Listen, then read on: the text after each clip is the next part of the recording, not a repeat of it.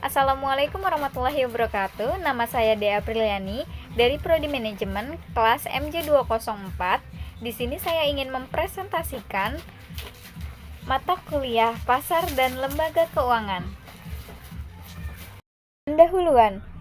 Otoritas Jasa Keuangan OJK adalah lembaga independen dalam mempunyai fungsi, tugas, dan wewenang pengaturan, pengawasan, pemeriksa, dan penyidikan. OJK dibentuk berdasarkan UUD Nomor 21 Tahun 2011 yang berfungsi menyelenggarakan sistem pengaturan dan pengawasan yang terintegrasi terdapat keseluruhan kegiatan di dalam sektor jasa keuangan.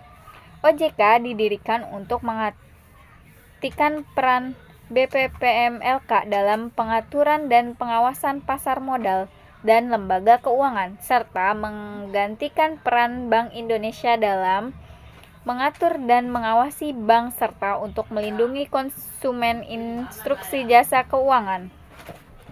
Kondisi pasar modal di Indonesia. Seperti yang kita ketahui, pasar modal merupakan pasar untuk berbagi instrumen keuangan jangka panjang dengan jangka waktu lebih dari 1 tahun, seperti saham, surat utama, obligasi, reksadana, dan berbagai instrumen derivatif dari efek atau surat berharga.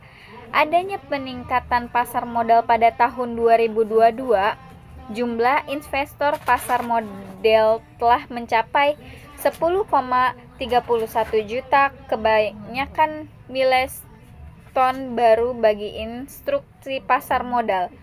Dukungan dari masyarakat memudahkan mengakses instrumen pasar modal dan perluas kenalan distribusi terutama secara digital, mendukung lonjakan pertumbuhan investor sebesar 37,68%.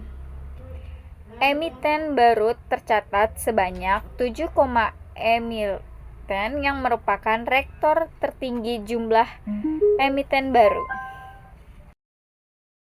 Kondisi perbankan di Indonesia. A. Kredit perbankan November 2022 tumbuh sampai 11,16% dengan nominal kredit secara MTM naik sebesar 13,96 triliun menjadi 6.345,5 triliun. B. Dana pihak ketiga DPK tumbuh hingga sampai 8,78%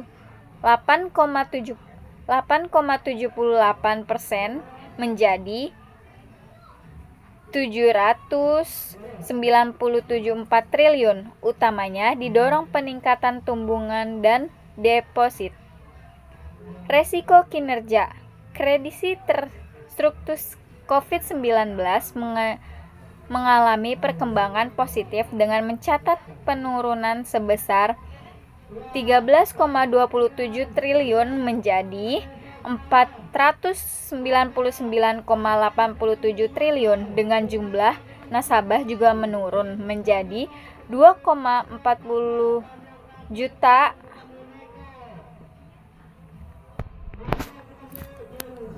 nasabah. Oktober 2022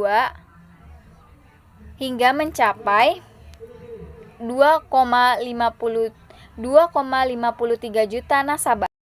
Kondisi instruksi non-keuangan di Indonesia.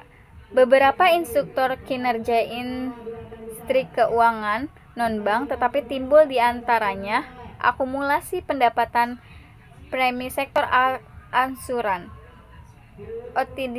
pitung pembiayaan aset dana pensiun, dan outstanding pembiayaan finance per to P2P lending.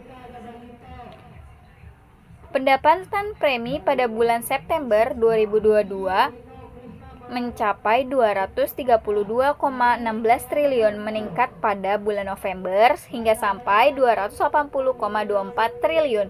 Piutang pembiayaan pada bulan September 2022 mencapai 393,9 triliun dan meningkat pada bulan November mencapai 409,49 triliun. Aset dana pensiun di bulan September 2022 mencapai 333,50 triliun. Bulan November mencapai 341,87 triliun. Vintage P2P lending pada bulan September mencapai 48,74 triliun, naik di bulan November mencapai 50,30 triliun. Di sektor jasa keuangan 2022, OJK telah mengambil beberapa kebijakan antisipasi dan teruntuk di 2022 dalam rangka menjadi stabilitas sektor jasa keuangan, memperkuat ketahanan instruksi jasa keuangan, dan meningkatkan dukungan sektor keuangan dalam pemilihan perekonomian nasional. Mitigasi peningkatan resiko eksternal terdapat stabilitas sektor jasa keuangan, kebijakan mendukung pemulihan perekonomian nasional, menguatkan infrastruktur sektor jasa keuangan, menguatkan pengawasan secara integrasi pasar dan sektor keuangan. Selanjutnya, meningkatkan literasi dan institusi keuangan serta menguatkan perlindungan. Yang selanjutnya, upaya mengekspand atau mengembangkan hukum. Yang berikutnya, meningkatkan governance di sektor keuangan, dan yang terakhir, dukungan terhadap inovasi keuangan digital. Program Edukasi dalam Perlindungan Konsumen 2022. Program Edukasi dan Perlindungan Konsumen 2022, seperti yang kita tahu, OJK berkomitmen terus melakukan program edukasi keuangan secara pasif, baik secara tatap muka, offline maupun daring atau online melalui Learning Management System (LMS) dan media sosial. Pada 1897, edukasi keuangan 9,1 juta peserta. Instruksi keuangan 482 tim. Percepatan akses keuangan daerah TPAKD mencapai 1.360 program kerja. 14.764 pengandung perbankan hingga mencapai 7.419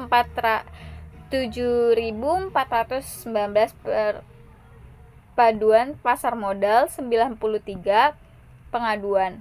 IKNB mencapai 725 pengaduan.